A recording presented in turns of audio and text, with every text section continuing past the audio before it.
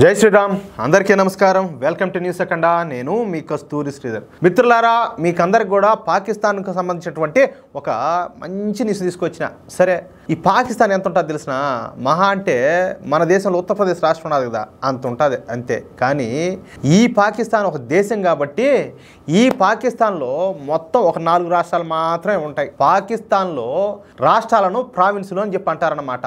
సరే, మీకు అర్థం అవడం కోసం ఈ ప్రావిన్సులను రాష్ట్రాలుగా చెప్తా, ఓకేనా? సరే, ముందు పాకిస్తాన్లో బాంబు పేలుళ్ళు ఎందుకు జరుగుతున్నాయో తెలియాలంటే ముందుగా మీకు పాకిస్తాన్ గురించి కొంతవరకు తెలుసుకోవాల్సి ఉంటుంది అన్నమాట. సరే, అందుకే ఈ పాకిస్తాన్ అసలు ఈ పత్తి వ్యాపారం ఏంది, వీళ్ళ కథ ఏంది అనేది చిన్న ఒక 2 ముక్కల్లో చెప్పే ప్రయత్నం చేస్తా. ఈ పాకిస్తాన్లో 4 రాష్ట్రాలు ఉన్నాయని చెప్పినాయి కదా, అవి వరుసగా వచ్చేసి ఒకటి పంజాబ్. ఇది మన దేశంలో ఉండేటటువంటి పంజాబ్ రాష్ట్రం కాదు. పాకిస్తాన్లో కూడా మన దేశంలో ఎలాగైతే పంజాబ్ ఉండదో అదేవిధంగా పాకిస్తాన్లో కూడా ఒక పంజాబ్ ఉన్నదన్నమాట, ఓకేనా? పాకిస్తాన్లో ఉన్నటువంటి ఈ 4 రాష్ట్రాల్లో అత్యంత శక్తివంతమైనటువంటి రాష్ట్రం ఈ పంజాబ్ రాష్ట్రమే. అంతేకాదు, పాకిస్తాన్లో అత్యంత అభివృద్ధి చెందినటువంటి రాష్ట్రం కూడా ఈ పంజాబ్ రాష్ట్రమే. ఒక్క నిమిషం ఆగండి, చెప్తా, మీకు అర్థమయ్యేటట్టు చెప్తా, సరిగ్గా వినాలి మీరు. ఈ పంజాబ్ రాష్ట్రం అనేది పాకిస్తాన్లో అత్యంత అభివృద్ధి చెందినటువంటి రాష్ట్రం ఏదే, అంతేగాని నిజంగా అభివృద్ధి చెందినటువంటి రాష్ట్రం అయితే కాదు. అంటే గుడ్డి కంటే మెల్లమేలు అన్నట్టు ఆ ఉండే వాటిలో ఇది కొంచెం మేలు అన్నమాట, అంతేగాని అది అభివృద్ధి చెందిన రాష్ట్రం అయితే కాదు. అర్థమవుతుంది కదా మీకు? సరే, ఇక పాకిస్తాన్లో అజమాయిషీ అంతా కూడా ఈ పంజాబ్ ప్రజలే. ఇక రెండో రాష్ట్రం వచ్చేసి సింధ్ అనమాట, సింధ్ రాష్ట్రం. పంజాబ్ తర్వాత పాకిస్తాన్లో చెప్పుకోదగినటువంటి రాష్ట్రం ఈ సింధ్ రాష్ట్రమే. ఎందుకంటే పాకిస్తాన్లోనే అతిపెద్ద నగరం అయినటువంటి కరాచీ నగరం ఈ సింధ్ రాష్ట్రంలోనే ఉండాలి. కరాచీ జనాభా ఎంత తెలిసిన దాదాపుగా 1.8 కోట్లు అనమాట. ఇక పాకిస్తాన్కు ఆర్థిక రాజధాని కూడా ఈ కరాచీనే. అంతేకాదు, పాకిస్తాన్లోని అతిపెద్ద నేవీ పోర్ట్లను కలిగి ఉన్నటువంటి రాష్ట్రం కూడా ఈ కరాచీ నగరాన్ని కలిగి ఉన్నటువంటి ఈ సింధ్ రాష్ట్రమే.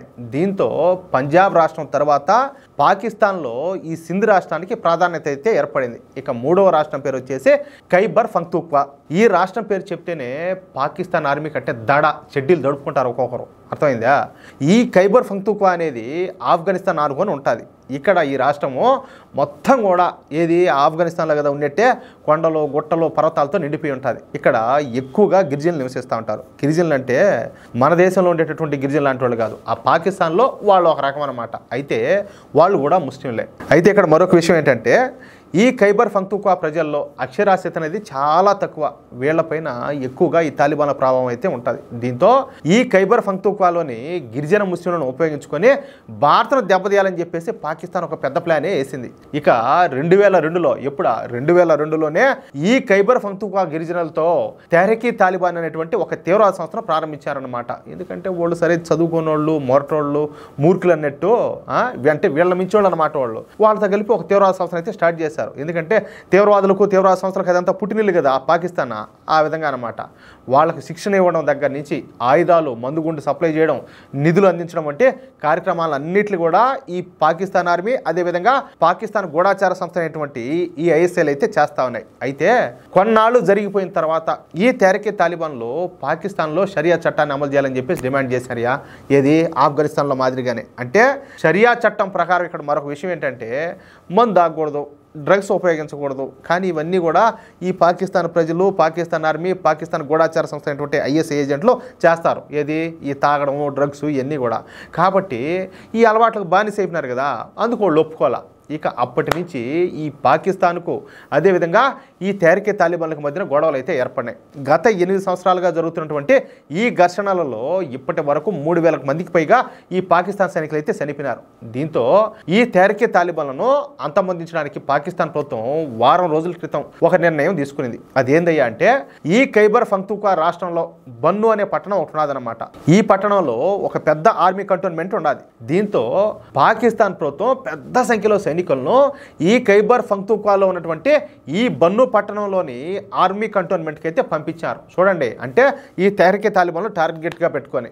ఇక బన్ను కంటోన్మెంట్కు చేరుకున్నటువంటి పాకిస్తాన్ సైనికులు ఈ రోజు నుంచి ఈ ఖైబర్ పఖ్తూన్ఖ్వాలో విధులు అయితే నిర్వహించాల్సి ఉండాలి. అయితే ఈ విషయాన్ని ముందుగా తెలుసుకున్నటువంటి ఈ తెహ్రీక్ తాలిబాన్లో 2 వాహనాల నిండా పెద్ద మొత్తంలో ఈ మందుగుండునంతా తీసుకొని నేరుగా ఆ కంటోన్మెంట్ ఏదైతే ఉండదో పోయి డైరెక్ట్గా పోయి ఆ గేట్లో బద్దలు కొట్టుకొని ఆ వాహనాలను తీసుకుపోయి పాకిస్తాన్ సైనికులు ఎక్కడైతే ఉంటారో ఆ పాకిస్తాన్ సైనికులు ఉన్నటువంటి స్థావరాల దగ్గర పేల్చేశారయ్యా.